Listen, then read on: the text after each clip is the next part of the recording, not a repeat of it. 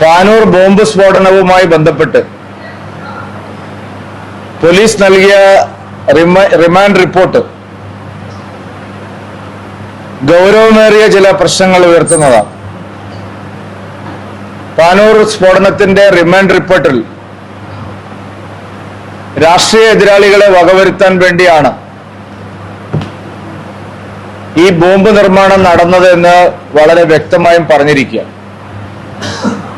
RSS BJP നേതാക്കളെ ലക്ഷ്യം വെച്ചുകൊണ്ടാണ് ഈ ബോംബ് നിർമ്മാണം നടന്നിട്ടുള്ളത്.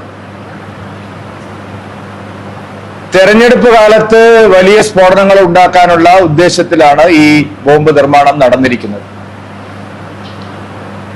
എന്നാൽ ഈ അന്വേഷണം ശരിയായ നിലയിൽ മുന്നോട്ട് പോകുന്നതിൽ വലിയ തടസ്സങ്ങളാണ് സർക്കാർ ഉണ്ടാക്കിക്കൊണ്ടിരിക്കുന്നത്. CPM പ്രവർത്തകർക്ക് ബന്ധമില്ല എന്നാണ് ആദ്യം പാർട്ടി നേതൃത്വം പറഞ്ഞിരുന്നത്. പക്ഷെ DYFIയുടെയും CPIMന്റെയും ഉന്നത നേതാക്കളാണ് ഈ ബോംബ് സ്ഫോടനത്തിന് പിന്നിലുള്ളത്. രാഷ്ട്രീയ എതിരാളികളെ വകവരുത്താനും തെരഞ്ഞെടുപ്പ് കാലത്ത് ഉഗ്ര സ്ഫോടനം ഉണ്ടാക്കാനും ഉദ്ദേശിച്ചുള്ള ഒരു ബോംബ് നിർമ്മാണം പ്രാദേശിക തലത്തിൽ മാത്രം ആസൂത്രണം ചെയ്തതാണ് എന്ന് കരുതാനാവില്ല.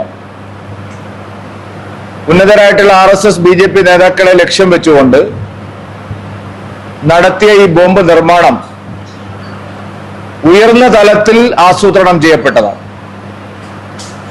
CPMന്റെ ഉന്നത തലങ്ങളിൽ ആസൂത്രണം ചെയ്ത് നടപ്പാക്കിയ ഒരു പദ്ധതിയാണ്. അതുകൊണ്ടാണ് ഏരിയ തലത്തിലുള്ള നേതാക്കളെല്ലാം സ്ഫോടനം നടന്ന ഉടനെ സംഭവസ്ഥലം സന്ദർശിക്കാനും പിന്നീട് പ്രതികളുടെ വീടുകളിൽ ചെല്ലാനും കുറ്റക്കാരെ സംരക്ഷിക്കാനും തയ്യാറായത്. അപ്പൊ ഇത് ഉന്നതതല CPM നേതൃത്വത്തിന്റെ അറിവോടും ആസൂത്രണത്തോടും കൂടി നടന്ന ഒരു ബോംബ് നിർമ്മാണമാണ്. തെരഞ്ഞെടുപ്പിന്റെ കാലത്ത് ഉപയോഗിക്കാൻ ഉദ്ദേശിച്ചുള്ള ബോംബ് നിർമ്മാണം. അതുകൊണ്ട് ഈ കാര്യത്തിൽ തെരഞ്ഞെടുപ്പ് കമ്മീഷൻ ശക്തമായി ഇടപെടണം.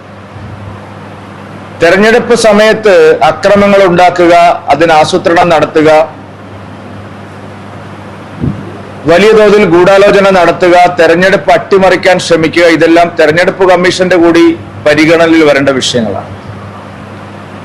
കേരള പോലീസിന്റെ മാത്രം അന്വേഷണം കൊണ്ട് ഇത് എവിടെയും എത്തുമെന്ന് തോന്നുന്നില്ല. ഈ കാര്യത്തിൽ തെരഞ്ഞെടുപ്പ് കമ്മീഷനും ശക്തമായിട്ടുള്ള അന്വേഷണം ഇടപെടൽ ആവശ്യമുണ്ട് എന്നാണ് ഞങ്ങൾ കണക്കാക്കുന്നത്. മുഖ്യമന്ത്രി ഇക്കാര്യത്തെക്കുറിച്ച് തുറന്നു പറയാൻ തയ്യാറാവണം. അദ്ദേഹം മൗനം വെടിയണം.